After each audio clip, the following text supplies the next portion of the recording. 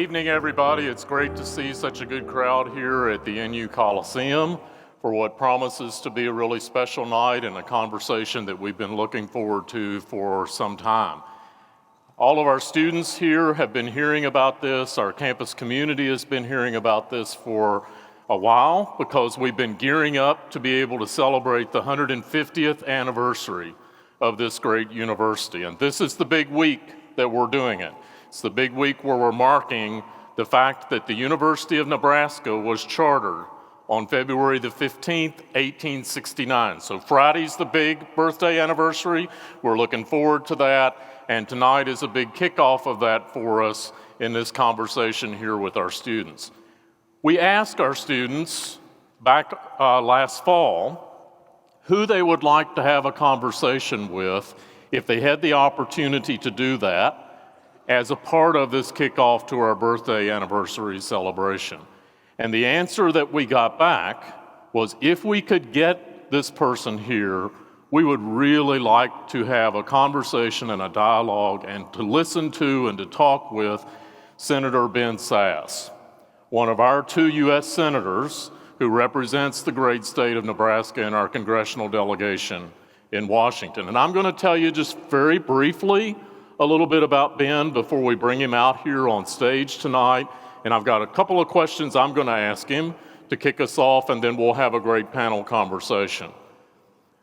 Ben is a Nebraskan. He was born in Plainview, Nebraska, in the northeastern part of our state, grew up during his teenage years in Fremont, Nebraska, was a graduate of Fremont High School where he was the valedictorian of his class at Fremont High, and he then had the opportunity to pursue his higher education by going to Harvard University. So his undergraduate degree was earned at Harvard. His master's degree, his first master's degree, was earned at St. John's in governmental affairs. He then pursued, a little later in his career, additional graduate work at Yale University, where he received 2 master's degrees and a PhD in history at Yale University. He's had experience in the private sector. He's had experience in government even before he was in this role as our U.S. Senator these last 4 years. He's had experience in higher education. And one of the reasons that we were so excited about having him here is he's been a leader in higher education. He was a professor at the University of Texas at Austin, was involved in teaching there at UT Austin, and then about 10 years ago, he was asked to lead Midland University in his hometown of Fremont, and came to that university and really rebuilt Midland over the course of the ensuing years until he decided to run for the U.S. Senate in 2013. So it's a real privilege that we have here tonight to have this opportunity to converse with Ben. So please join me in welcoming to the stage U.S. Senator Ben Sasse. Thank you, Ronnie.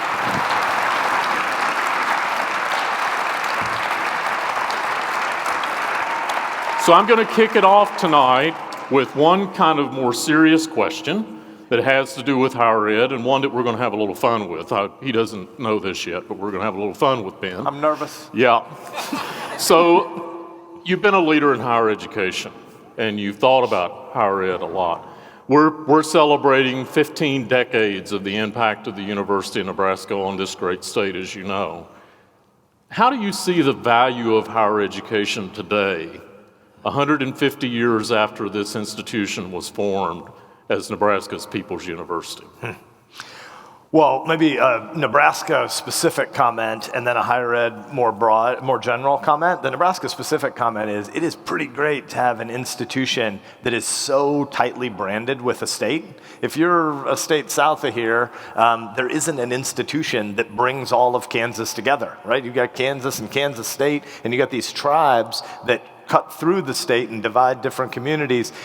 People may have different loyalties and different backgrounds and different experiences here, but the university in Nebraska, everybody knows exactly what it means, and we all get this shared brand. I mean, everybody spent time as you're growing up, if you're from the state, at boys' state or girls' state or X summer program or Y summer program. A lot of it happens in Nebraska. I didn't get to go to school here, but I lied about my age from age 11 to get into Husker football games. You had to be 13 back in the day. In the early 1980s, you should be 13 to work at the university. And my dad was a football and wrestling coach, and I wanted to spend time here on this campus, and we didn't have the money for a football ticket, so I lied about my age to vend in the stadium. So I feel like I have a deep history with this place because it's our university, even though I don't have a degree here from here. So this is special as Nebraska's university, but obviously over these 15 decades is a good way to think about the problem. America is the richest country any time and place in all of human history, and a big part of why is because of the sector that allows so much shared investment in lots of different specializations that propel all of society forward. And so higher education, I think if you look at it over the course of 150 years, but especially since World War II, it contributes tightly to the kind of curve around technological development that we've been able to experience in a wave that we've all been able to ride together. So higher education sits in a unique domain in American life, and I think it's only going to become more important over time as it's less and less possible to be an 18-year-old and be adequately prepared for the pace of change that comes future in life. So the big event tonight is to have students interacting with you, but I've got one kind of interesting question for you before we turn it over to the students. You talked about vending in Memorial Stadium and running up and down the stairs and hawking runzas, and you get the picture, yeah. Right? So I still do it every fall. So I got asked by the DM in an interview here recently. At the very end of the interview, they popped this question on me. They asked me, "Is a hot dog a sandwich?" So my question to you, all right, is a runza a sandwich? Oh no, Runza is way too good to just be one thing, right? It's its own species. Runza is not a subset of some other category of food. Runza is a category of food. Well done. Well played, Senator. Well played. Well played. So I'm now going to invite to the stage our kind of moderator for the evening. She's going to be involved in helping the students, Dr. Patrice McMahon. And several of you in the room here tonight, our students, will recognize Dr. McMahon, professor of political science here in our College of Arts and Sciences, 18 years as a faculty member here at the university. Patrice holds degrees from American University, George Washington University, and Georgetown University, and works in the area of humanitarian affairs, non-government organizations, and her own expertise. Please welcome the director of the University Honors Program, Dr. Patrice McMahon. Thank you very much.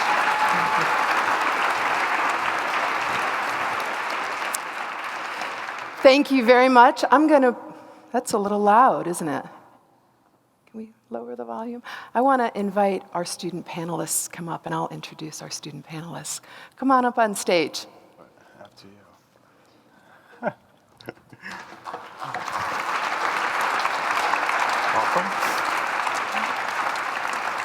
I think you're supposed to be in the middle. Let's sit down so I can give a proper introduction to our students. So when you've been teaching as long as I have, I just stand up on stage and I start talking, and then I'm like, no, I have comments. I have comments here. So I'm going to make sure I get to those comments. Thank you, Chancellor. Thank you, students. And thank you, honored guests. Welcome to what I hope will be a fantastic, if short, seminar. Usually our seminars are a lot longer, but I'm sure we're going to have some fun tonight. So the question we're going to be addressing is, why is it that at least some of us feel that Americans do not share the same culture and values, and we don't belong together? That's the question. I think more importantly, the point of tonight's event is to think big and to think honestly about how we can move forward, how students, faculty, and higher education can make a difference and bring our society and our nation back together. The university, as you know, is celebrating its 150th anniversary, but the chancellor has encouraged us to think about our future, the future of the university, and the future of our country. And I believe that the individuals on this stage, in one way or another, will be a part of our shared future. I am very honored to introduce our student panelists, but before I do, I want to answer a question that maybe some of you might be asking yourselves. Why these students? How did we choose these students? So the Chancellor's Office asked faculty to put forward some recommendations on great students. And by great students, they said they wanted individuals who excel in the classroom and are involved on campus. Now, as you guys know, that's like a couple thousand students, so it's hard to narrow it down. And like the senator, the Chancellor's Office wanted really great independent minds. So, in case you all were wondering about our selection, I wanted to state this really clearly and carefully why these students are on stage. Because these students, and I know them well, they embody and model exactly what we hope to inspire in all of us today: civility, curiosity, and action. And action. So, while there's certainly a lot of great students on our campus, I wanted these students to know that you were chosen because you represent the next 150 years of our university. So thank you very much. I want to introduce first Grace Chambers. Grace is a third-year student at UNL. She's majoring in sociology and minoring in Spanish, communication studies, psychology, and political science with a certificate in public policy analysis. She's a member of ASUN and holds a position on the Diversity and Inclusion Committee. She also works at the Office of Scholarships and Financial Aid. When she graduates in May of 2020, she will pursue a dual degree in law and sociology in a master's program. Grace, do you mind if we start with you? I don't mind at all. Let's do it. Let's have some fun. Okay. So we might all have different answers to this question. Why is it that we don't get along? And why is it that we sometimes incredibly and unfortunately misbehave? Why is it? Well, that's a very good question. And in my opinion, I think that we don't get along because of fear, because of what we don't know. And I think that we're afraid of what we don't know, and so we dehumanize each other because of that. And so we're not getting along because we're not willing to get along, and we're not willing to get to know each other. All right, so it's primarily fear. The next panelist is Cameron Sanick, who is a junior political science and sociology major. She is a member of the Nebraska National Guard and UNL Army ROTC program, where she is currently the company commander. Cameron got involved with political campaigns during the 2004 midterm elections at age 16. Cameron is also the youngest member of the Planned Parenthood Voters of Nebraska Board. Cameron, why is it that we don't get along? I would say that when I think about this question, I think about the fact that we don't listen to the minority.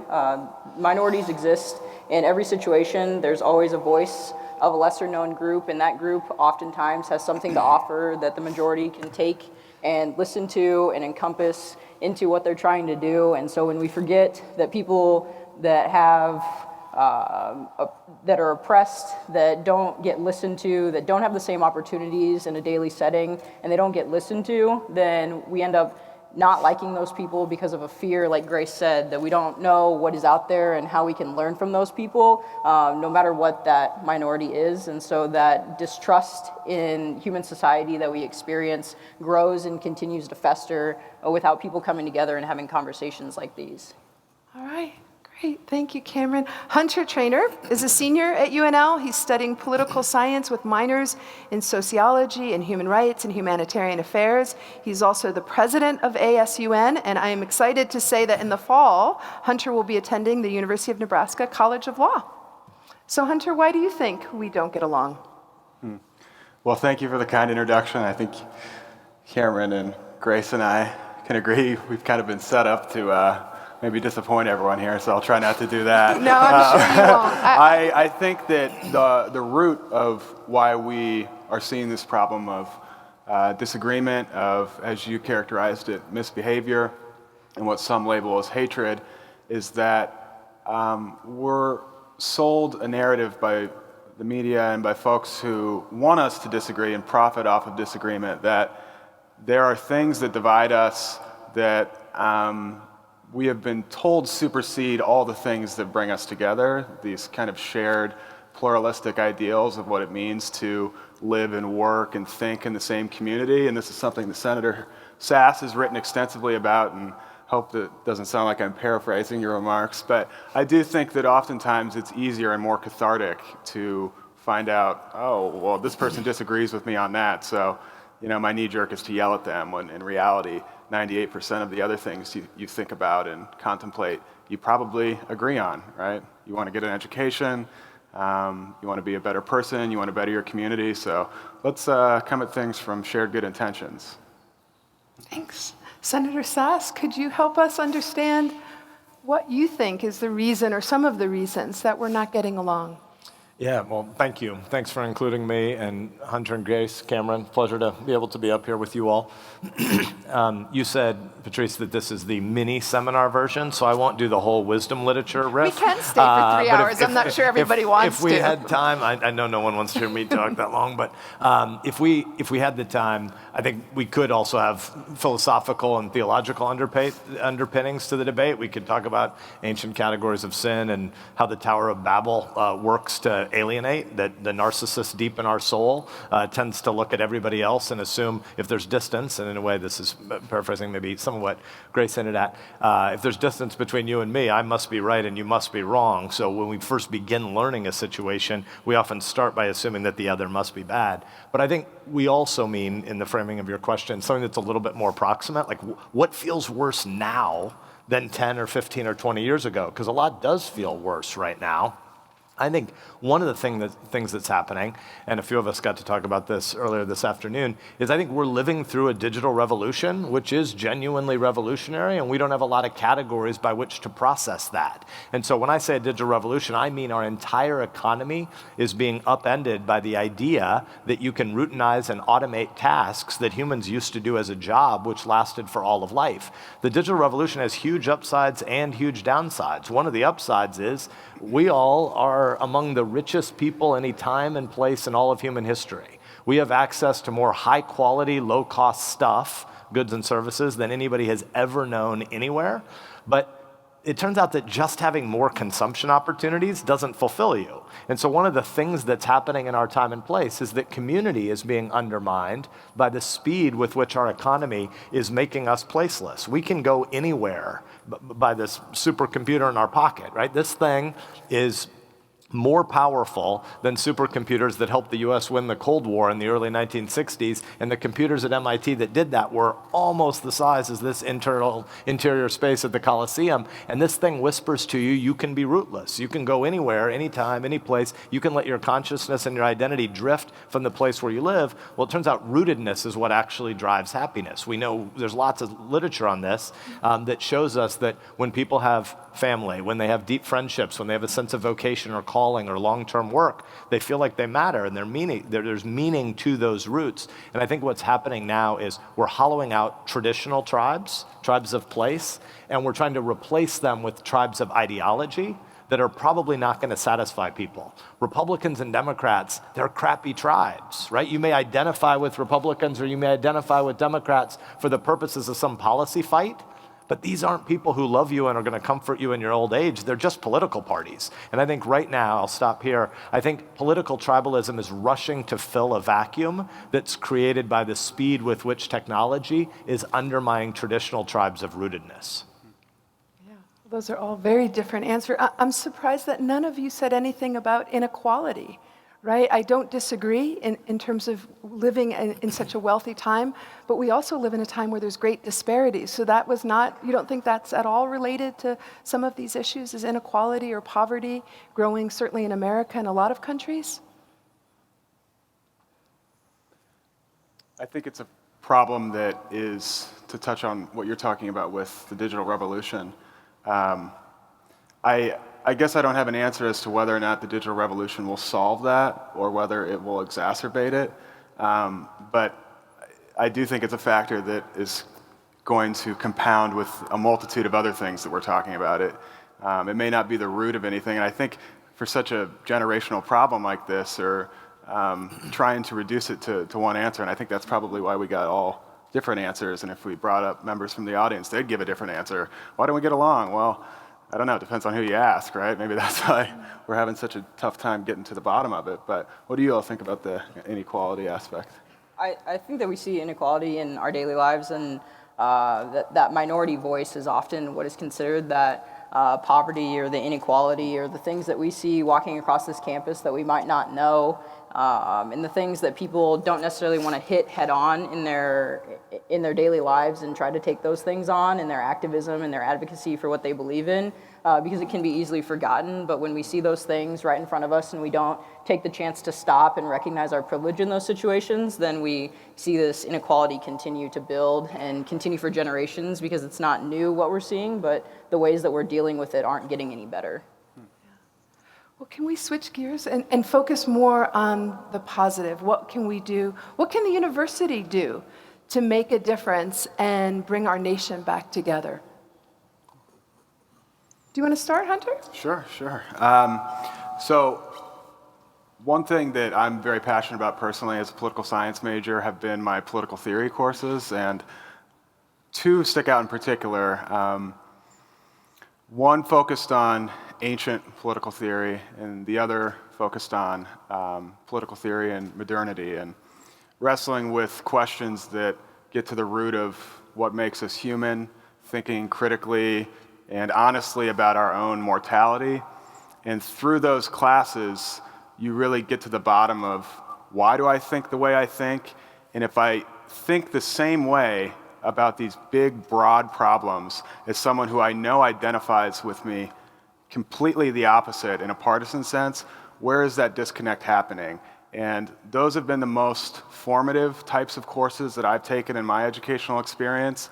And while it may be difficult from an administrative or a bureaucratic level at a university to try and institutionalize that, I think reading books and talking about issues that get to the contentious questions of what it means to be a human, what it means to live and think and breathe in a free society like we do, can really do a lot to build community and build some, like I referenced earlier, shared good intentions among people who may disagree when they go to the ballot box.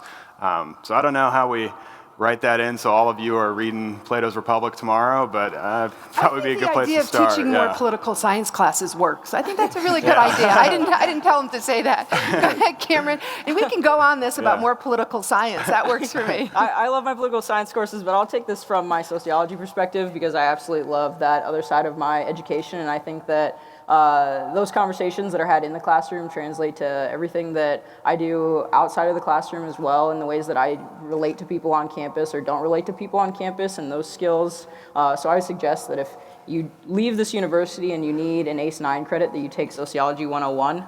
But outside of that, I would say get involved off of campus. We have 2 square miles of campus in Lincoln, but we exist in this wonderful, beautiful city that is ever growing and changing, and the modernization that we see in this city will allow you to do really whatever you want in the Midwest, regardless of what you hear and see on the news. And so if you even just take one step off of campus and venture towards 14th Street or 13th Street, or take a trip down to the Capitol and see what's going on, I guarantee that there's some piece of legislation or something being handled at the city council or on a county board that will interest you that you might not know of. And so if you just get involved with those elected officials that are willing to listen to you, because they love to listen to young people with ideas, more than they will listen to someone that votes in every single election because they want to know how to get you more engaged, is going to be meaningful in the university doing something more. And if there's a way that you can do that, I would say take a political science course or a sociology course. Go ahead, Grace. So I feel like this is a question that I have pondered and thought about my entire time here.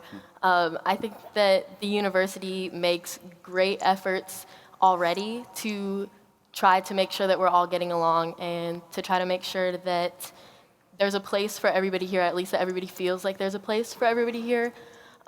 Though I think that intentions don't necessarily matter if it's not coming across the right way. And so we have plenty of events, like every incoming freshman attends Husker Dialogues, for example. And I think that events like that have wonderful intentions, but I really think that at an institutional level, that we have to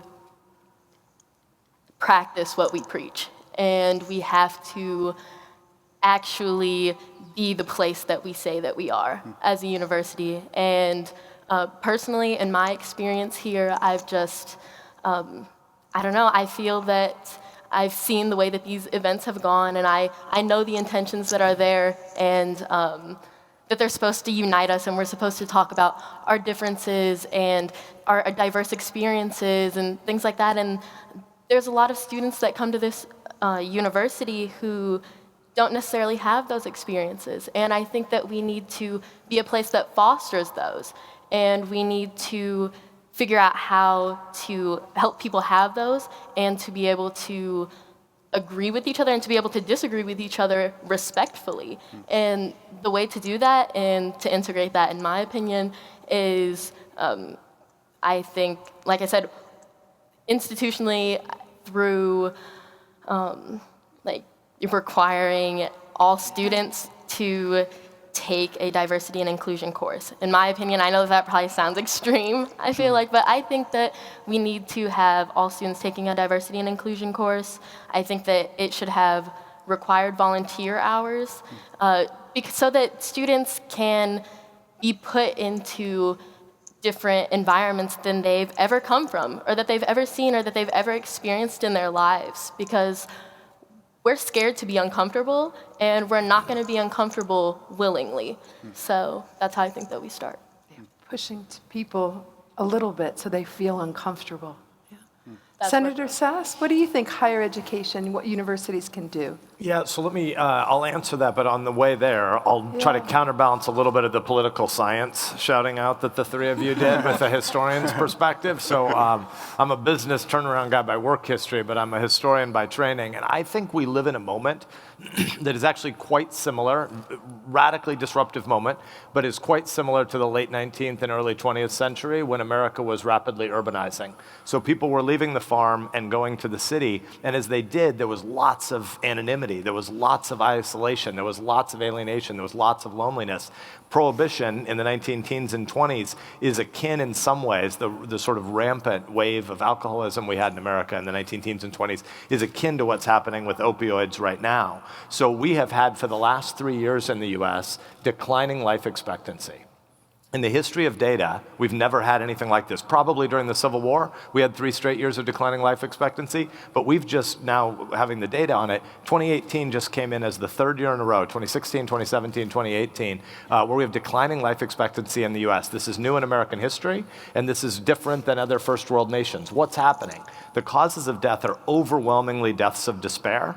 So opioids, suicides, and other forms of overdose. That is related, I think, to when people went from the country to the city, they were disrupted from their old social capital networks, and they got to cities and they didn't yet have networks. And it took decades until people figured out how urban ethnic neighborhoods might replace the dense kin and kith networks that people used to know in rural villages. I think what's happening now with the exurbanization of America during the mobile revolution is that we have this same kind of alienation, which is related to the disruption of local communities and jobs by an economy that by automation is devouring the pace through which we live. So what does that have to do with what universities can do? I think it looks something like this, which is if we think that the thick community that's eroded out from under us can be fixed by politics, I think we're going to be really disappointed, because there isn't any moment coming where some messianic development will happen in American politics and the right charismatic political figure or the grand piece of legislation is going to fix the hollowness of what almost all of us feel with the loneliness of disrupted community. What's going to have to happen is something that's going to be, we're only 1 or 2 decades into the digital revolution. We are probably half a century before we're really going to resolve this with the new kinds of social capital of how you live a mobile life where people are going to be disrupted out of jobs at 35 and 40 and 45 and 50. That's where I think universities are going to have a really important row to hoe, which is universities are going to have to think about how we, they, you all, but I've been a college president in the past and a professor, so I feel like I'm part of your sector even though I'm temporarily off in a different calling. I think universities are going to have to figure out how we help people through this disrupted phase of life, which will be middle-age career disruption, not just first job career launch out of adolescence, which is really how higher education became a mass sector, which is as people got richer, you didn't just do the jobs of mom and dad and grandma and grandpa, you went off and got specialized training at the end of puberty, early adolescence, and you went and learned how to go do a new thing. Guess what? A lot of what we're going through with the alienation and angst people feel is about the fact that intuitively, even if we wouldn't put it in these terms, most people know there's never going to be lifelong work again. And higher ed institutions are going to have to help people think through how they navigate all those multiple disruptions that come not just at the beginning of adulthood, but again and again and again through adult life. So I don't remember where I read this, but maybe you do. 50% of all jobs could be now taken over or automated. Is that right, of existing? Yeah. So I used to work for the McKinsey and Company, and we had a think tank called the McKinsey Global Institute, and they've been doing a macro study on automation in first world economies. It came out last year, well worth reading. If you have McKinsey Global Institute, if you just Google AI and future of work, it'll come up. They predict that about 50% of all first world economy jobs will be replaced by automated functions by the year 2030. That doesn't mean 50% of jobs, but 50% of tasks inside jobs. So about 70% of current jobs are probably more than 30% automatable with AI and machine learning technologies that already exist. So this is not like, what could James Bond make up to disrupt future jobs? This is science that already exists, AI technologies that already exist. What if they were broadly applied by the year 2030? About half of all work functions evaporate, which means we're going to have an unbundling and recoupling and recombining of jobs throughout all of y'all's lives forever. So concretely, as we're thinking about 21st century careers, what should students be thinking about in terms of the classes that they should take? Political science and sociology is a given, but anything else? What else should they be thinking, or skills should they be acquiring? So many of, not just students, but faculty and donors and regents in the room know that we've had a succession of really good leaders of our institution. J.B. Milliken, who was president of the university system for a while, has just become president of the University of Texas system. And J.B., because we grew up, his dad just died, but he was my neighbor. So J.B. grew up in my neighborhood in Fremont. And so J.B. and I have compared notes on a lot of things over the years. And I've been picking his brain. What are you learning as you arrive at the University of Texas? What's new? What's different? What'd you learn at Nebraska? What are the new surprise aha moments for you? And he found that there are a bunch of regents at the University of Texas right now that use the phrase as a shorthand for university investment planning. Our job here is to train our students for their third job after graduation, and that's probably in a sector that doesn't exist today. Think about that. If you were trying to build an institution like this to prepare people 2 and 3 jobs, 2 and 3 sectors into the future, you wouldn't say the one job is about the skill you acquire. It's about the grit and the nimbleness and the foundation that allows you to become a lifelong learner, because nobody's ever done this before. No civilization in human history has ever created a community of lifelong learners. We have to do that now. Yeah, students still ask me, what am I going to do with this major? And I say, well, I'm not really sure. I'm not sure. I don't know. But what they have to be able to do is to be able to transfer the skills and the knowledge that they get in one area to lots of other areas. So let me switch gears, and I'm going to direct this one first to Cameron, because I think I know part of her answer. So as we think about what the university can do and higher education, what can we do as individuals to bring people back together, or at least get them to behave a little more? I would say it happens every day when you walk across this campus and bump shoulders with someone, and the Midwestern thing to do is say, "Oh, I'm sorry."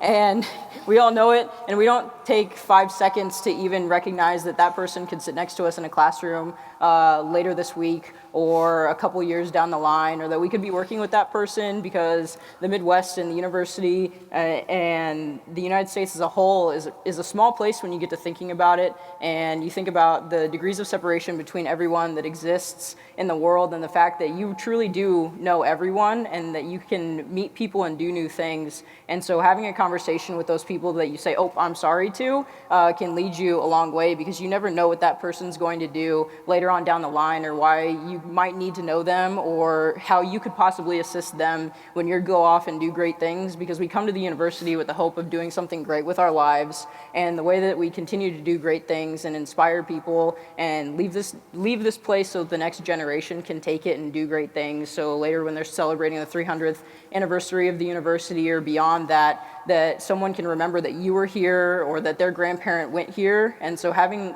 open and honest conversations with people, and knowing that sometimes intentions don't always meet language, and probing people and asking questions that create honest dialogue is a way that we can bring people back together and behave better going forward. So you're not going to mention your people? First year, first semester, the group of people you hung around with, you were all so different and involved in different political activities on campus, but you were and maybe remain best friends, right? We do. Yeah. From high school. From high school. Yeah. And I was like, wow, that's really cool. Yeah, that's great. Senator Sasse, in terms of what can individuals do?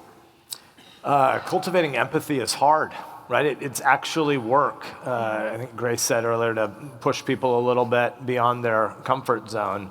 I think we talked a bit about the ways seminars can function. I know there's a lot of different classes that use seminars well here, and there are places where people feel like seminars are a little stultifying. One of the brilliant things about seminars, I think, are small educational experiences where you're forced to argue positions other than the ones you hold. You have to try out worldviews to say, I can't imagine how you possibly believe that thing.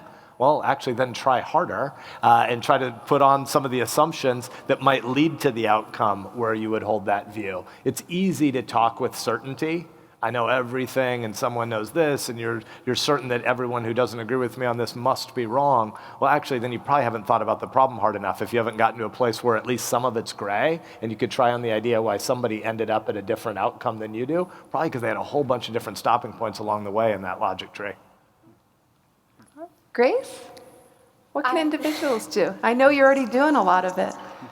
Well, I feel like it comes back to humanizing each other and just really wanting to understand each other. And how you said it's really hard to gain that empathy. And if you don't already have that, then it's really hard to sit there and force yourself to want to get to know people. I think that we all need to learn how to be advocates for each other. I've said this when we've talked before. I feel like I'm an accidental advocate for so many things. I just am an other in so many different categories that I know already how to think and how to include other people in the conversation. And that's just something that we all have to kind of learn to want. And we have to learn how to want to uplift each other.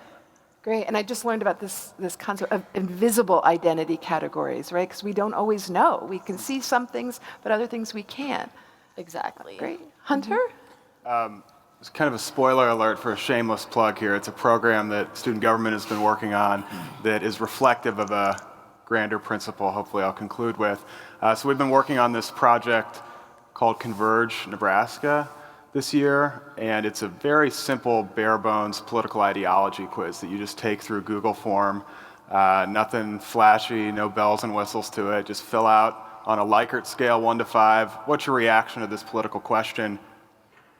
We tally it up on our end and then pair people with someone who thinks differently than them, right? We give them their opposing contact information, and then after that, it's pretty decentralized. They get a supplementary discussion guide that speaks to principles and foundational things, but doesn't really get into any partisan stuff.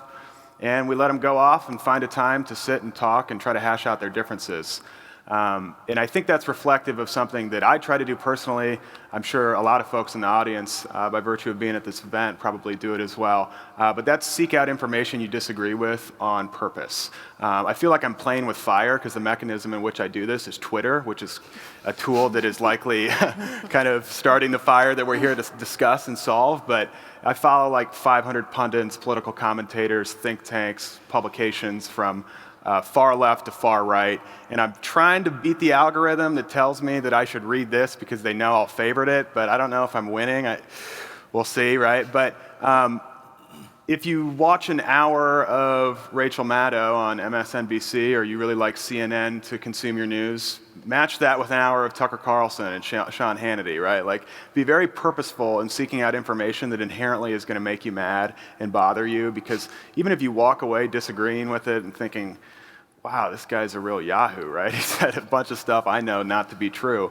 At least you know where your uncle at Thanksgiving dinner is coming from when he starts shouting at you about how the world's on fire, right? I think it's a small step. Check out our Facebook page if you want to participate in Converge. Sorry, there's that spoiler alert. But yeah, make yourself comfortable with being uncomfortable. That's something Grace and all of us could probably agree on and have spoken to. I don't think we've had any fights yet, so can I pick a fight with Hunter? Oh yeah, that's fine. Let's do it. So I agree with the vast majority of what you said, but I think we should also be historically aware of the presentist moment at which we sit. So I know you were just using it as shorthand, so I'm not really beating you up. But the idea that Maddow on the one hand and Hannity or Tucker Carlson on the other are the continuum of ideas, sure. I think they're far more alike than they're different. And they're alike in that they scream, you can know all things certainly tonight on TV in sound bites. And they're full of crap. Because what we're really missing is wisdom literature. What we're really missing is a long-term perspective that is skeptical of the presentist fighting that we might do right now. And we live in a time when technology comes at us so fast that it says you can know about everything everywhere all at once, and it's actually not true. And one of the main things we need to do is unplug a lot more and get distance. And so I think the podcast revolution in America is a healthy bit of good news. 65 million Americans consumed a podcast this week. Its content is almost surely better than what's on screaming political cable. And so I think we're missing long-form book reading in common where you can develop a perspective that says, if somebody's telling me I can know for sure good versus evil on something short-term, I want to doubt them a little more. So it's the moment we live at in the digital revolution, I think, urges us to believe we can find deep community via social media. I think social media has lots of benefits, and to Hunter's point, Twitter, while I think it's a foretaste of hell when you're doing political Twitter, sports Twitter, foretaste of heaven. Like, amazing stuff, right? You can dual screen while you're watching sports, and you can get all the data you always wanted the game to be lively and live infused with. I can know the history of how anybody has ever thrown this pitch in Game 6 of a World Series when it was a 3-2 count in the 7th inning. That's pretty great. But that instant stuff is really database stuff, not worldview-based stuff. Well, what I actually have done is I have stopped watching TV, CNN, or Fox, or whatever, because that's not what I want to listen to. And people talk about this crisis in America, and maybe it's just because I work with really interesting people who spend a lot of time listening and being intentional and are aware, but I feel like we do get along. I think we have some problems, but when I think of it as a crisis or that we hate each other, I don't think that's the full story. I think a lot of people really are doing a good job listening and talking to each other. But I have found that my way of coping with all of this technology is I don't really watch news anymore. I read news, and I read from a lot of different places, but I don't listen to the news because that does get me angry, and I feel like they're just shouting at me, and then I get enraged. The other thing that I think that's happening on college campuses that really worries me is that students aren't talking. So they're not shouting at each other, but they're also not talking. And so in the classroom, I'm always thinking of ways to get Hunter to disagree, or to talk to Grace, and Grace to talk to Cameron, and to disagree, and to know that at the end, everybody is still friends, and to not call each other names, because it's stuff that they're just not seeing. And we're all adults, but they're not seeing our politicians model good behavior. What they're seeing are people screaming at each other. And so a lot of students in my classes say, well, we don't want to talk about politics. I'm like, it's a political science class. We've got to talk about politics. Or it's international relations, and we're going to talk about policies, but not politics, right? We're going to talk about politics or policies, but not personalities, like a way of trying to separate it. But I think for me, what's so unfortunate is that young people are not seeing that on the global stage, on the national stage, in terms of leaders modeling really good behavior. Adults are not modeling good behavior. So that just is unfortunate to me. So I think a lot of young people are like, oh, I don't want to get in a fight. And every holiday, I'm always like, let's talk about politics. And then half of the room just leaves. I'm like, guys, get a beer, a glass of wine. We can do this and be civil and have some fun. And we usually do if I set that tone and say, this can be good. This can be a good thing. But in our families, there's a lot of different ideas and ideologies in our family. And I'm sure like in your families as well. You don't talk about politics, right? That's what they say, or we shouldn't do that anymore. That's unfortunate. That's really unfortunate. I mean, some of the way you said it, though, get a beer, get a glass of wine, implies you're actually going to have a relationship that continues beyond this discussion. And so I'm critical of the so-called safe space movement on campus. But what you're really saying is let's create a safe space where we admit that we have a whole bunch of plural identities together. And if I'm in a family with you, us differing on the prudence of a $15 minimum wage, that can't break us. Right. It's actually, there are arguments for it, there are arguments against it, but I love you. You're in my family, and we're going to be together long beyond this particular policy fight, and you need to create that context which says, in addition to being a Republican or a Democrat or whatever, more importantly, I'm a spouse, and I'm a father, and I'm a neighbor, and I'm a Christian, and I'm a Husker football addict, etc. So you've got a whole bunch of identities that are more important than your partisan identities, and if you get that depth of plural relationships right, then let's have a fight about politics. Right. We have a past, we have a future, right?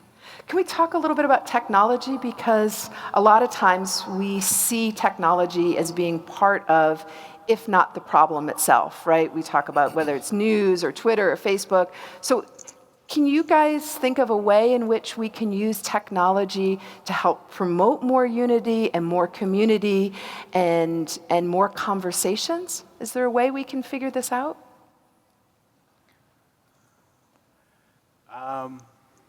Remember, stay positive. Sure, of course. And I think this maybe gets to the crux of maybe not our disagreement, Senator Sasse, but the fact that I think at times we're left with the answer that we have to use the tools at our disposal, which for folks my age and for the age of most of the folks I'm looking at now, we grew up with social media, we grew up with Twitter, and it's hard to think aspirationally when all of the solutions are pitched with a tone of nostalgia, right? Like, well, throw the phone out and just pick up Edmund Burke and read it over and you'll agree with your neighbor now. Well, I mean, yes, maybe. Probably true, actually. But maybe.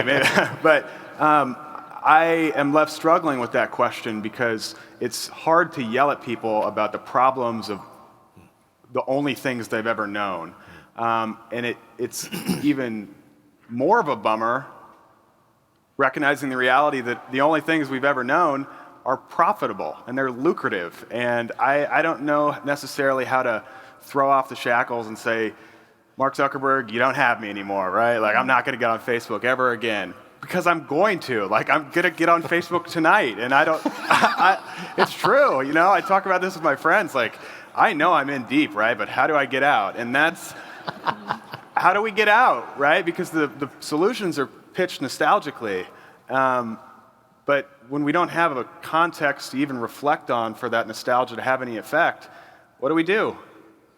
Grace, Cameron, we're in this together. You said, how do we dig out? But how about we just dig in and take the tools that are at our disposal and know that while social media can cause divides, there's also healthy ways to use the tools that are at our disposal, and we don't always have to be at each other's throats when we look at social media, and knowing that we can have healthful consumerism while we're online if we just look at the sources that we're using to back ourselves up in an argument. And sometimes the sources that I use or you use use or other people use might not be the best source to fill your argument, but knowing that a vast majority of things that you can find out on just Google. If you just type in a Google search and the first page that you look at and know that there's a bunch of different perspectives in there, that you should at least look through a couple of them before you come at someone with a disagreement, and knowing that that tonight I'm going to get on Twitter, I'm going to get on Facebook, and I'm probably going to retweet something, like something, share something with one of my friends that I can start a conversation with, and doing that. The share the tweet function on Twitter is probably one of my favorite things because you can start a conversation without having to prompt anything with anyone, and I can talk to people that are all the way across the United States that I probably haven't had a conversation with in a couple of weeks because I thought of them because I found something. So let's dig into this revolution that we're in right now and figure out how we can use it in a healthy way instead of diverging our communities even more.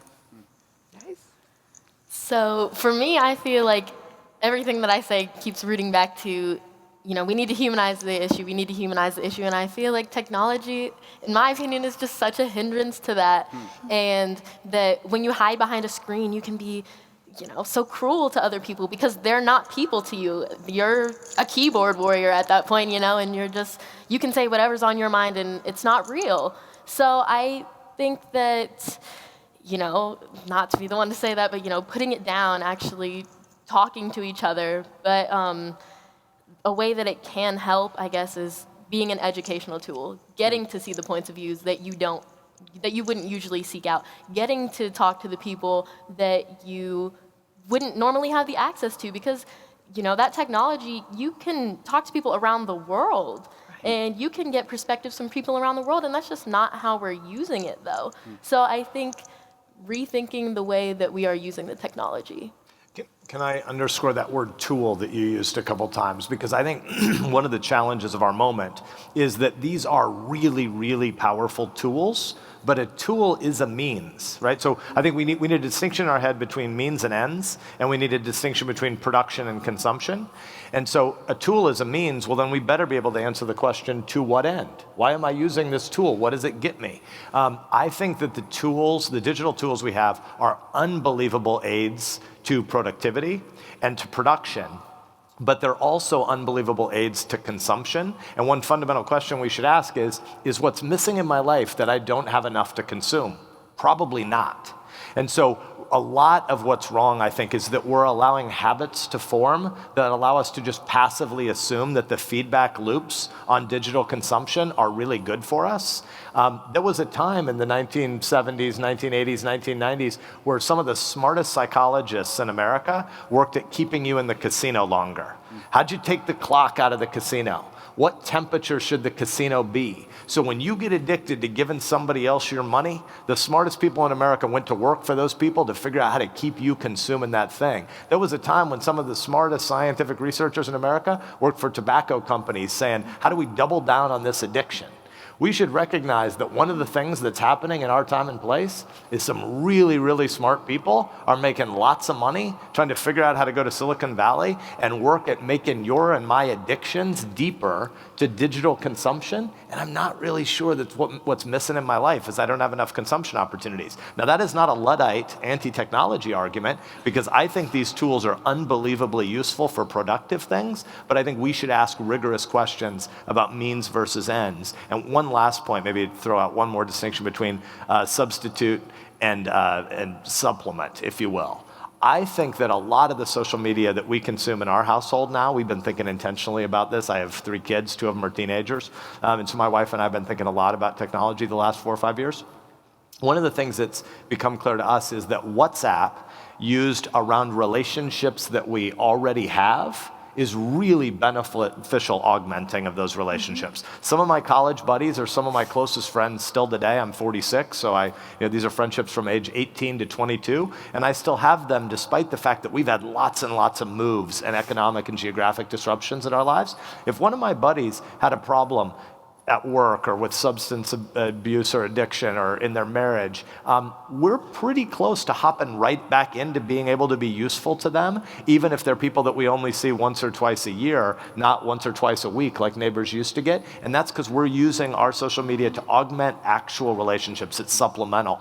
But for most of us, most of the time, we use social media to substitute for real human relationships. And so the humanizing language that you've both used is so important here, which is we have bodies. We are meant to be anchored in place. And these relationships can be augmented by technological tools, but you can't replace embodied human relationships with technological relationships and make them the same kind of long-term community love-based commitments.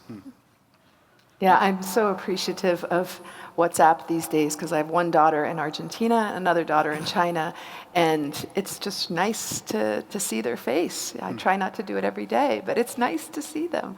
So I want to make sure that you all, that the audience has the opportunity to ask some questions. So if the ushers could go around, there's some paper, you can put some questions, and I'll just pose one more question to our panelists, and hopefully we'll get some good questions from the audience. I think the ushers are going to go around and hand out some paper.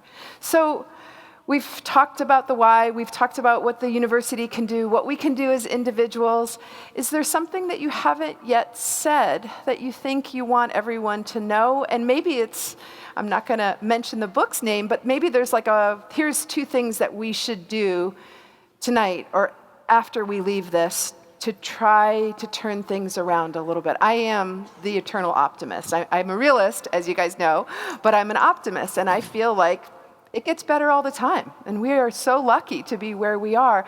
So is there some final word that you guys have or something that we all should think about doing after we leave tonight? I'll start. Go ahead. Yeah, of course. Dr. McMahon, it's something you mentioned, and it's talk about politics more. I think in the context of a college environment, there was a big sensationalized flare-up in the past year and a half to 24 months about students lack the ability to talk about things. We can't do it civilly. I think we can, personally. I don't buy into this kind of scare tactics about the inability for college students to sit and talk with someone they disagree with and do it without, jumping at each other's throats. But I think collectively on a national scale, a lot of people have been scared and retreat now from ever bringing up anything at all. And while there may be some underlying issues about very contentious things, I mean, we're going to disagree, but if we don't talk at all and then sit around and kind of moralize about why we never get along, well, we're not trying in the first place. So if you're talking among your peers about politics and you notice that you're all nodding your head, maybe it's a very good idea, but maybe there's someone there who doesn't think about things from the same angle that you may, or hasn't had experiences that shape their worldview. So if you find yourself sitting around and confirming your own opinions, pull someone in, grab someone who you expect will disagree with you, and see if you walk out of there with hopes to, do something not political. Go grab a milkshake or something to harken back to the nostalgia, right? All right, Grace?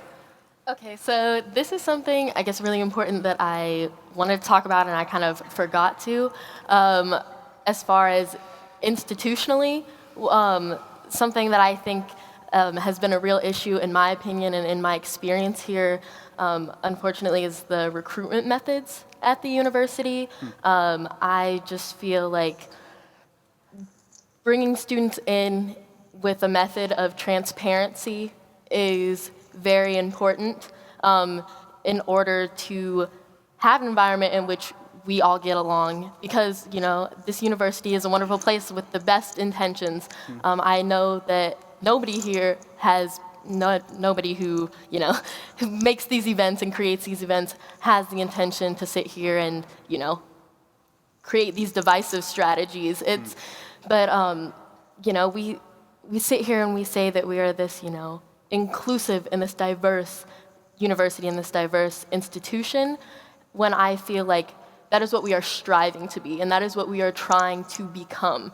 And I don't think that we can do that without having, a diverse array of students and students who come from everywhere. but I don't necessarily think that we're there yet. And I think that that's something that's really important to be honest and open about, because when we're not, it creates a culture shock. It causes students to turn into themselves, and it causes students to not use the wonderful resources at this university that are here to bring us together, and instead it keeps us divided. So, yeah. Thank you. Senator Sasse? You gave us a chance to do book reports or give us syllabus, so the professor and me will throw out two. Cal Newport has a really interesting book called Deep Work. And it's about the pace of the moment we're at with shortening our attention spans passively without reflecting enough on what happens. And what really fulfills people, tons of new literature and the so-called happiness literature coming out of sociology the last 10 to 15 years show that what really makes people happy is a sense of vocation and calling and being needed. And it turns out we're all a lot more productive if we do things for medium and long cycles than in 6 minutes or 6-second increments. So Deep Work by Cal Newport is one great book. Another is there's a researcher on technology and society at MIT named Sherry Turkle that has a series of books about the ways we consume digital media and social media. And she builds partly on the new neurobiological research, which we're learning a lot more about the frontal lobe. And it turns out that the average age of most of our audience tonight, late teens and early 20-somethings, your brains actually aren't even done being formed yet. And so as your brain is continuing to grow and develop synapses and pathways, the ways that you consume actually change who you're going to become at a fundamental biological level in the long term. So I'll recommend Sherry Turkle as well. Cameron? I would say to stop thinking of people's visible and non-visible identities as trivial if they're different than yours. So I'll challenge everyone to say hi to someone that doesn't look like them tonight before they leave, and make a lasting relationship that could potentially lead to a friendship for the rest of the time that you're at this university, or the rest of the time that you are on this planet, and see what their skills and abilities how they can complement yours and how yours can complement theirs, and just say hi. Just even if that's the end of the conversation, that is all that I would ask you guys to think about, that we walk across this campus and we look different than each and every single person, and while a lot of our ideas agree with each other's, there's some that don't. And so starting that conversation somehow, some way, in a situation like this where it's safe and you can do so, is going to be lasting. That's great. Well, I'm going to combine two of the comments from Senator Sasse and Cameron. Find a job, find a passion, and go with it. Find that job that you really enjoy, and find meaningful work, because I think you will feel a lot happier if you enjoy what you do every day. That's for sure. Yeah. Do you have some questions? I have one from a colleague. Let me ask this question from my colleague, Jeff Lorenz, who's a new faculty member in political science. And this is just to Senator Sasse. What incentives do lawmakers face to be non-civil, combative, and otherwise not appear to get along? What are some of those incentives? Yeah. And I'm glad to get my one question out of the way here. So this is good. Thank you, Professor Lorenzo. Is that what his name Lorenz, was? yeah. Lorenz. So we do live at a time when political tribalism, in my view, is filling this vacuum of declining healthier tribes. Political tribalism is a terribly unhealthy thing, but it's replacing, I think, a lot of tribes that are evaporating. And so more and more of the highly politically attentive subset, mind you, but subset of people who are paying a lot of attention to politics, they want anger. The good news is most Americans are not with them. There's a really interesting sociological and political science study that came out in, I think, about September of this last fall, called Tribes, that actually looks at the American people not just by a right to left spectrum, which is the way we tend to because of the way we consume media think about it, but also a political intensity dimension. And so if you add a Y dimension to that X right-left of right-left ideological continuum, but how politically intense do you want everything to be? It turns out only 14% of Americans really want lots and lots of politics to invade every other institution and every other domain of life. About 8% of the left and about 6% of the right are hyper-political addicted, and about 86% of Americans are like, would you people all just go away and stop with your political screaming about everything? I'm There are a bunch of important comments made about identity tonight. I agree with parts of them. I disagree in part. I think we're kind of consuming ourselves in a lot of American life with identity politics right now, but I will make an identity comment here. This 8% on the left and 6% on the right that want lots more politics all the time everywhere, they're rich white people. If you look deep in the literature, the vast majority of Americans don't want this, and it tends to be rich white people that want to consume a lot more politics, a lot angrier all the time. And I think politicians, the 100 that I serve with, or if you had the 435 from the House of Representatives, the 535 of us, tend to hear a feedback loop of a weird subset of political constituents that want all politics all the time to crowd everything else out and with lots of anger. And the good news is that's not much of America. But most politicians tend to hear from those people a lot more and misinterpret them as representative of the average Joe or Jane on the street. And so I think we need politicians that are better at saying, hey, I care about the political positions I have. I could explain to you. I could make an argument. You may agree. You may differ for why I have one of the most conservative voting records in the U.S. Senate. But guess what? Being a Republican and being a conservative, that's not the heart of my identity. I'm a neighbor, and I'm a husband, and I'm a father, et cetera. And I think we need more people that are nuanced, three-dimensional humans. And you're a runner. And I'm a runner, just a bad one. Me too. So maybe the students want to take on this question, and it comes from one of my students. It's a really good one, and one we all think about a lot. So I don't see much of an issue with coming up with solutions to getting along. We can find those, right? But how do we get individuals to want to get along? So for you guys, as you think about some of your friends who maybe aren't like you, they're not as civil, they don't, interact with a lot of different people, how do you get them to see where you're coming from and to be more open-minded? Do you have some formula? I'm looking at you, Grace. I don't know. Maybe you have a formula. Well, I feel like I have lots of friends that come from lots of different walks of life, and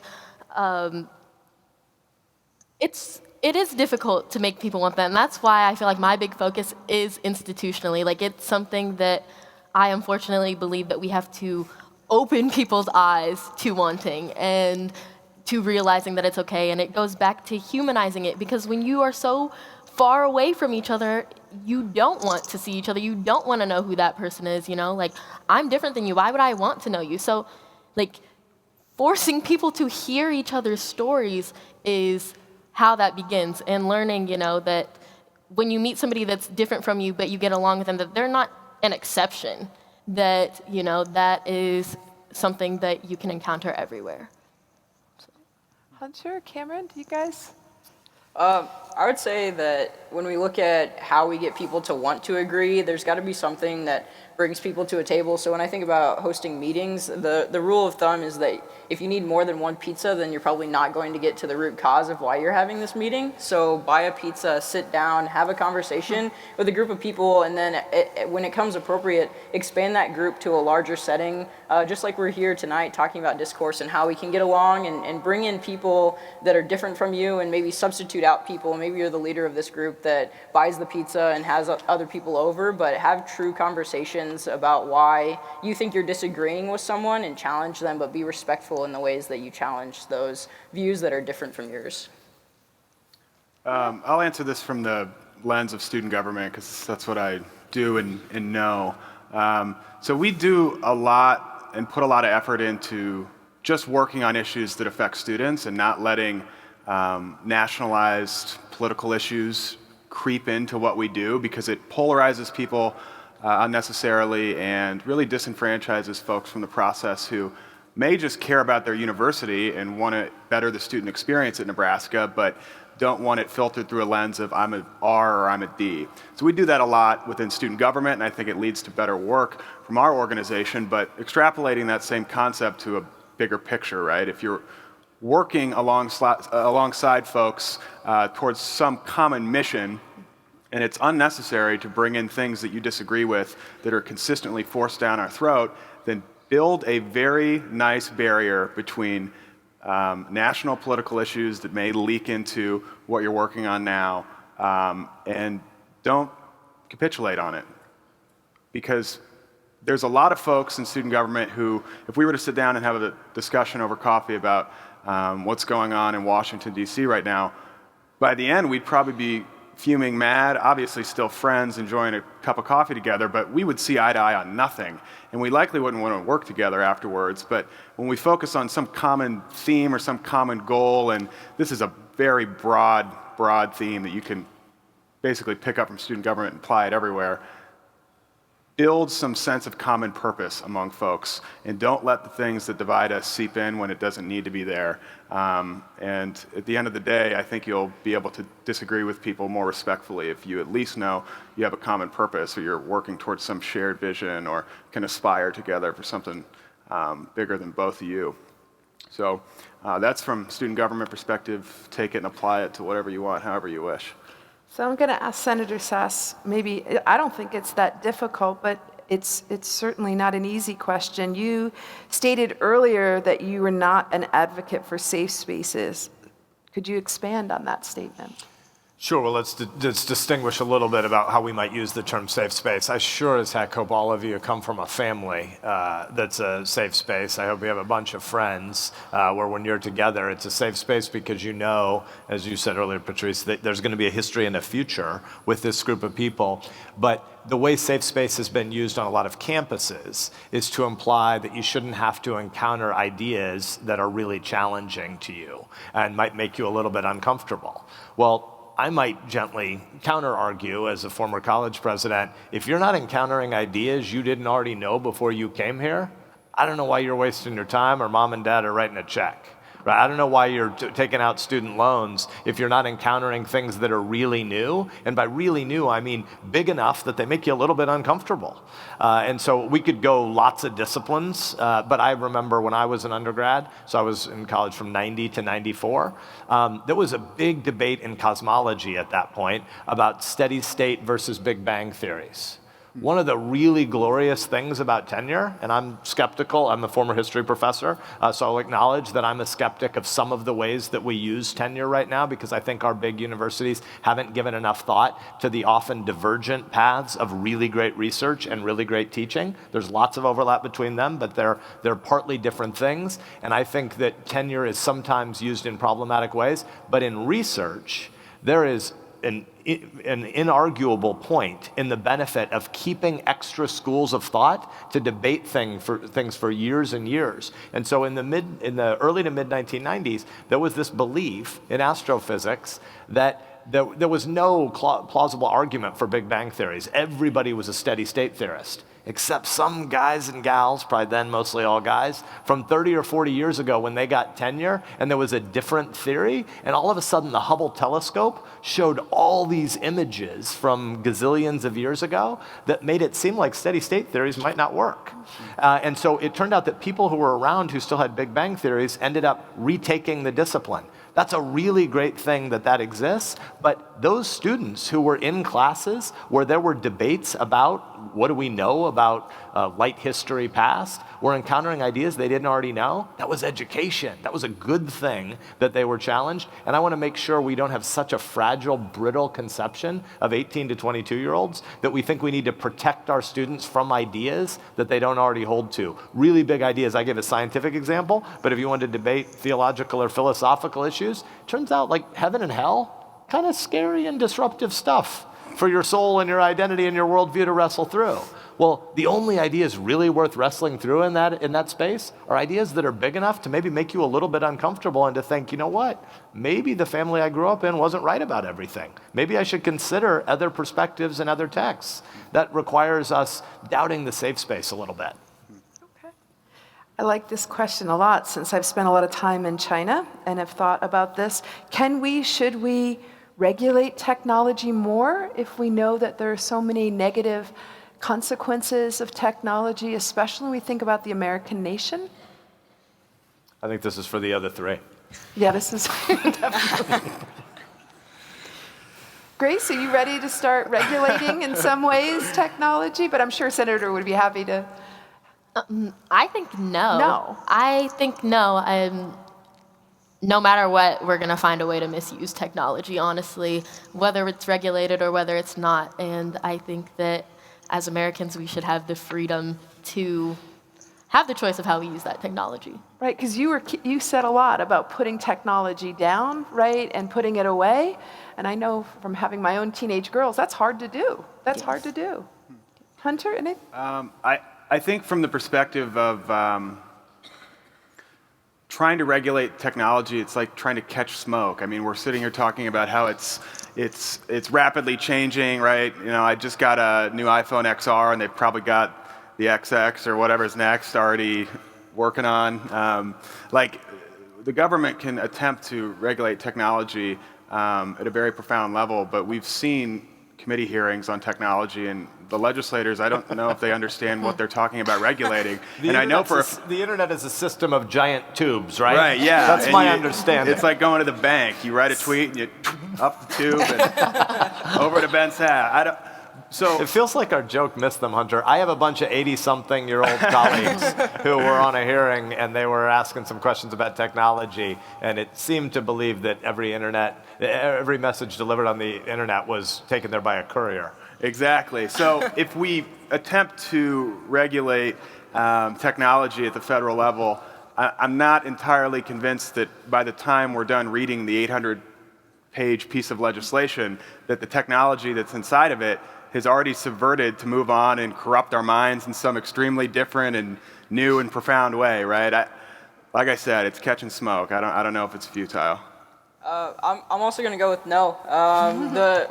When we look at how fast technology is changing, there's no way that we're going to be able to catch up to it, and technology has given us the things that we think are beneficial in some way, shape, form, or fashion to us. And so until our government looks like you and me sitting in this room or all the rest of America and isn't just like 80-something-year-old colleagues that Senator Sasse has talked about, then I don't think we can effectively regulate something that young people are creating without harming our future progress.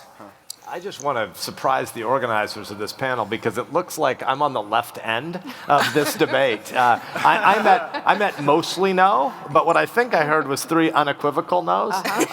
So at the macro, I think technology isn't a thing. It's a term we use for lots and lots of new tools and innovation. And so I would want to disaggregate the question. And overall, I'm a very, very small government deregulatory guy, that my political philosophy leads there. That's not to say, though, that there aren't costs and benefits to everything that often need to be limited and constrained. The question is, what's the entity that does the constraining?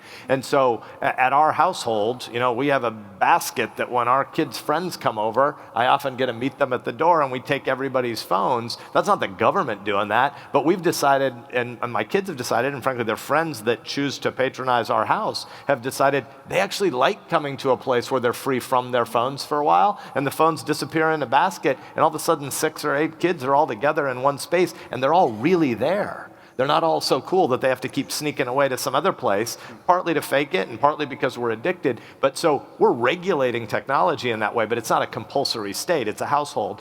But at the level of the state, I do think over time we're going to have more debates about big data and about labor markets in particular. I could give a bunch more, cyber warfare tools, for instance. I think there will be regulation in some spaces. It's just probably going to have as many unintended negative consequences as the good intentions that motivate it. But I'm not willing to start at unequivocal, and I know you all weren't either. You all were sticking to our time limits, and I just ran on too long. But I think that there's going to be moderate regulation of technology in a bunch of spaces because the consolidation of power around big data algorithms, for an example, is a place where we'll need to debate this for a bunch of years into the future. Good. I like that as a constructivist. Norms matter. We don't need anything else. All right, last question, I promise, but this is a really good one. Where is the line between necessary compromise and fighting for what we believe in? Where is that line for you guys? We could problematize fighting, but, right, standing up for what we believe in. I'll start.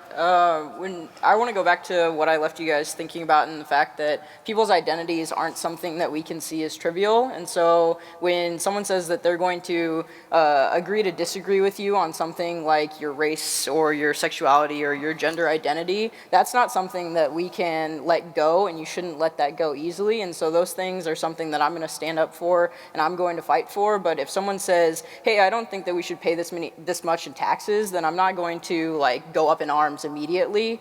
So when we look at questioning people's existences on this planet, that's when we stand up and fight for what's right. But if we're talking about things that can be mitigated or talked about in a sense that has a lot of sides and a lot of research on it, then that's when we have to talk about things in a respectful manner and in a constructive way that allows for discourse and multiple opinions to be present.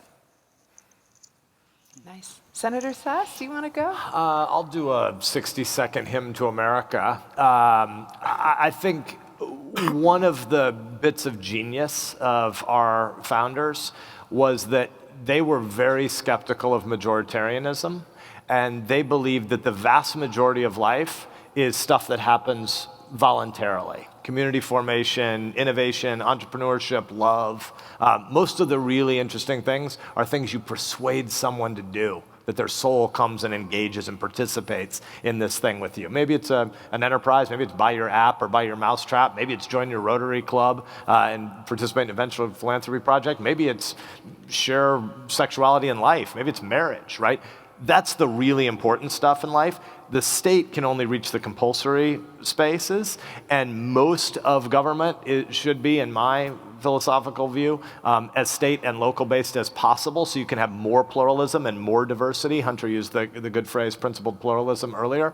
But of those things that the federal government does, I want its powers, I want us to look very skeptically at the ability of a government to tell you what you must do and what you cannot do.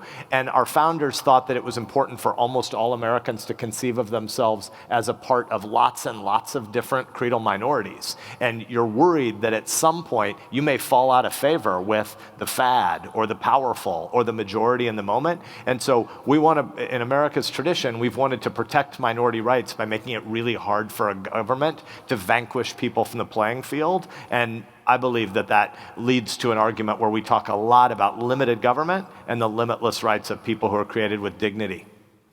Great. Grace? I completely agree with Cameron.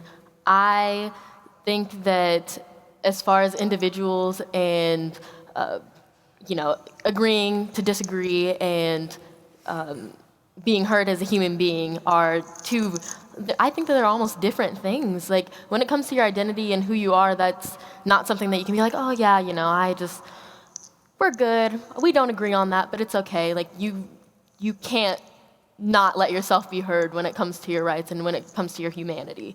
But when it comes to other things, how you said about taxes and things like that, I think that that's where it's like, well, we have differing opinions. This isn't something that is life, death, or somebody's right to be who they are. I think that that's where it's okay to realize that you have differing opinions and where it's not. Like, you need to make somebody understand who you are and see you through that lens. Those are different. So. Great. Okay, where's your line? I think inherently I'm a pragmatist. I'm kind of paraphrasing the quote, and frankly, I don't necessarily know who said it, but it goes along the lines of "Don't let perfect be the enemy of progress." And I think there's a fine line, right, in how we engage with the political process, because we're constantly forced, and this is something I talked about earlier, we're constantly forced to think about national politics. And unfortunately, I think when we look at national politics, there's not this level of pragmatism or this level of compromise that encourages us in our day-to-day life to take the lessons from folks that maybe we should or shouldn't be watching and apply it to decisions and conversations that drive some pragmatism forward. I think we would all be better, and I personally can do a better job of it, of walking down Centennial Mall and looking at a legislative body that may be unique by design, and I'm very thankful that it's unique by design, but it works in a pragmatic, don't let perfect be the enemy of progress way. And I think we all need to take pause and think about who are our role models and how do they conduct things when it comes to building a better future for us. I think there's a disconnect between national and local politics, and if you really want to learn how to work with folks who actually are invested in reap benefits and detriment from the policies that are going on right now, go to your city council, go to your student government, there's another shameless plug, go to your state legislature, because that's where progress is actually happening, and that's where it's going to have the most impact on your day-to-day life. Thank you all very much. I'm so glad this is the way we're celebrating and thinking about the next 150 years for UNL. Thanks. Thank you. Thank you. Good to be with you.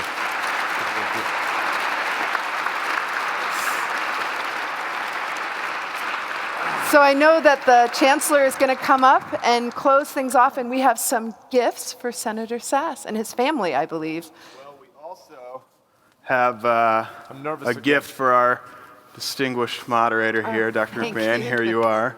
And here are what I believe are going to be some sharp, fresh branded shirts for you and your family. Absolutely. Thanks for having us and talking with I us. only own Husker gear, so this is perfect. I needed a refresh. Thank you. Perfect. Thank you. So much. Please give the panel a big round of applause. Cameron, Grace, Hunter, great job. And Dr. McMahon, great moderation tonight. Another big round of applause.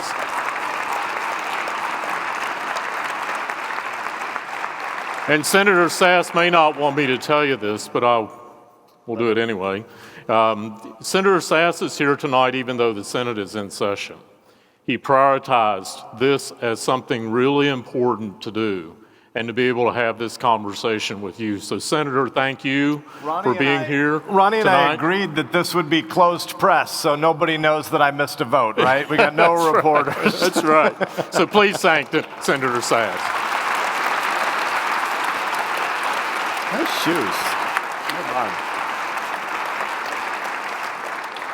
It dawned on me while I was listening to the panel conversation that many of you in the room probably don't know the significance of this building. A lot of the history of the University of Nebraska has occurred in this building, not just basketball games and volleyball games and athletic competitions that were here. This is where we used to have commencement. And the students would march across the campus and come from the library and march across into this Coliseum and be commenced here, be graduated here with their Nebraska degrees.